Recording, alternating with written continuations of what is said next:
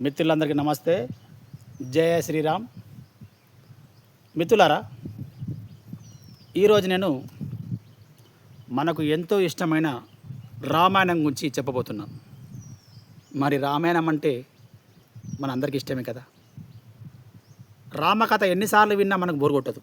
అంత మంచి పుణ్యకవ్యం, ఆదర్శ కవ్యం. మరి పరమ పురుషోత్తముడు శ్రీరాముడు నడయాడిన వేద భూమి మనది, బంగారు భూమి మనది. మరి అలాంటి సీతారాముల కథ మనకు ఎన్నిసార్లు విన్నా బోరు కొట్టదు, విసుగు పుట్టదు. విన్న కొద్దీ వినాలనిపిస్తుంది, రామాయణం చూసిన కొద్దీ చూడాలనిపిస్తుంది. మిత్రులారా, శ్రీరాముడు ఏకపత్నివ్రతుడు అని మన అందరూ తెలుసు. ఆయన తత్వం ఎలాంటిది? ఒకటే మాట,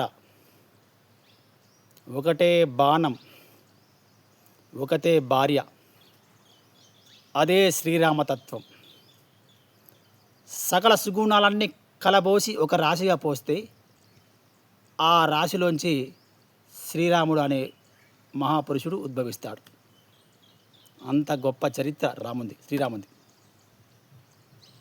ఆయనకు ఎన్ని కష్టాలు వచ్చినా, ఎన్ని ఇబ్బందులు వచ్చినా, ఎన్ని సమస్యలు వచ్చినా, 14 సంవత్సరాలు వనవాసం చేసినా ఏనాడైనా ధర్మం తప్పాడా, నీతి తప్పాడా, ఇచ్చిన మాట నిలబెట్టుకున్నా లేదా? అలా అంటే మనం కూడా మన మనుషులం శ్రీరాముని స్ఫూర్తిగా తీసుకొని మనం కూడా జీవితంలో అలా ముందుకెళ్ళాలి. ఇచ్చిన మాట కట్టుబడి ఉండాలి.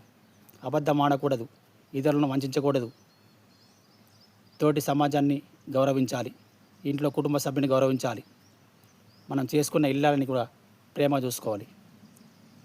అలా ఉన్నప్పుడే మనము ఆదర్శంగా ఉంటాం, ఇతరులకు స్ఫూర్తిగా ఉంటాం. మనమే తప్పు చేసినప్పుడు మరి మనల్ని సమాజం గుర్తించదు, మనల్ని గౌరవించదు, మనం సమాజంలో మనం అబాసు పాలవుతాం. తర్వాత సీతమ్మ, చల్లని తల్లి, కల్పవల్లి, మనసున్న మహాతల్లి. ఇలాంటి గొప్ప స్త్రీమూర్తి ప్రపంచ చరిత్రలో ఎక్కడ మనకు లభించదు, ఎక్కడ మనకు వినిపించదు. ఆమె మనసు బంగారం, ఆమె మనసు వెన్న, ఆమె మనసు హిమాలయ శిఖరం. శ్రీరాముడు ఎంత గొప్ప ఆదర్శ పురుషుడో మరి స్త్రీ జాతిలో కూడా ఆణిముత్యం సీతమ్మ తల్లి. ఏ రోజైనా రాముణ్ణి చిన్న మాట కూడా అనలేదు, ఎప్పుడు అగౌరవంగా మాట్లాడలేదు. భర్త వెన్నంటే నడిచింది, భర్త అడుగుజాడలు నడిచింది, భర్త కష్టసుఖాలే తన కష్టసుఖాలని భావించింది. మరి వనవాసానికి కూడా తాను కూడా సిద్ధమైంది వెళ్తానని. వద్దు సీత, నువ్వు ఇంట్లో ఉండు, నేను ఒక్కనే వెళ్తాను, నువ్వు కష్టాలు పడతావంటే సీత వినలేదు. లేదు, నేను కూడా నీతో పాటు వస్తాను, నిన్ను విడిచి నేను ఉండలేను స్వామి అని తన భర్తతో పాటే ముందుకు నడిచింది. తర్వాత లక్ష్మణుడు ఎంత గొప్ప తమ్ముడు. అన్నయ్య అంటే తమ్మునికి ప్రాణం, తమ్ముడు అంటే అన్నయ్యకు రామునికి పంచప్రాణం. ఒకరిని విడిచి ఒకరు ఉండేవారు కాదు. ఎంత గొప్ప బంధం వారిది. లక్ష్మణుడు ఎన్ని కష్టాలు పడ్డాడు రామునితో పాటు వెళ్ళి. ఒక క్షణమైన విడిచి ఉండేవాడు కాదు. శ్రీరాముని వెన్నంటి నడిచేవాడు, శ్రీరాముని అడుగుజాడలు నడిచేవాడు, అన్నయ్య సేవ చేసేవాడు, అనుక్షణం అన్నయ్యతో ఉండేవాడు. అలాంటి గొప్ప బంధం రామలక్ష్మణుడిది. అలాంటి అన్నదమ్ములు ఈ రోజుల్లో ఎవరైనా ఉంటారా? వాళ్ళని మనం స్ఫూర్తి తీసుకోవాలి. రామలక్ష్మణుడు అంటే ఇలా ఉండాలి అని మనం స్ఫూర్తి తీసుకోవాలి. అంత గొప్ప బంధం రామలక్ష్మణుడిది. అన్నదమ్ములు అంటే రామలక్ష్మణులే, అంతకంటే గొప్ప అన్నదమ్ములు సృష్టిలో లేరు. కాబట్టి మనం కూడా వాళ్ళని స్ఫూర్తి తీసుకోవాలి, వాళ్ళలాగా మనం మసలుకోవాలి. రామలక్ష్మణులాగా అన్నదమ్ములు కూడా ఉండాలి. తర్వాత ఆంజనేయుడి పాత్ర చాలా గొప్పది. ఆంజనేయ స్వామి లేనిది రామాయణం లేదు. రోమాన రామనామాన్ని నిలుపుకున్న గొప్ప భక్తుడు. శ్రీరాముణ్ణి తన హృదయంలో ప్రతిష్ఠించుకున్న గొప్ప భక్త శిరోమణి. లక్ష్మణునికి ప్రాణదానం చేసిండు. సంజీవని పర్వతాన్ని తీసుకొచ్చి లక్ష్మణుని తిరిగి బతికించిండు.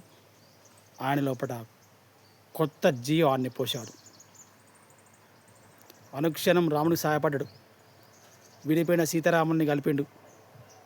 రామరావణ యుద్ధంలో అత్యంత శక్తివంతుడై రామునికి చేయుతనిచ్చిండు.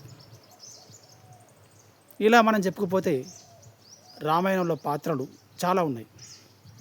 జాంబవంతుడు, సుగ్రీవుడు, అంగదుడు, విభీషణుడు, గుహుడు, ఇలా ఎన్నో పాత్రలు మనకు స్ఫూర్తిని కలిగిస్తాయి. విభీషణుడు తన శత్రువుకి తమ్ముడు, అంటే రావణుడికి తమ్ముడు. మరి రావణుడు దుర్మార్గుడైతే విభీషణుడు దుర్మార్గుడు అయినా కాలేదు. అన్నయ్యను హెచ్చరించిండు, అన్నయ్య ఇది తప్పు, సీతమ్మని తిరిగి రామునికి చెప్పు, నువ్వు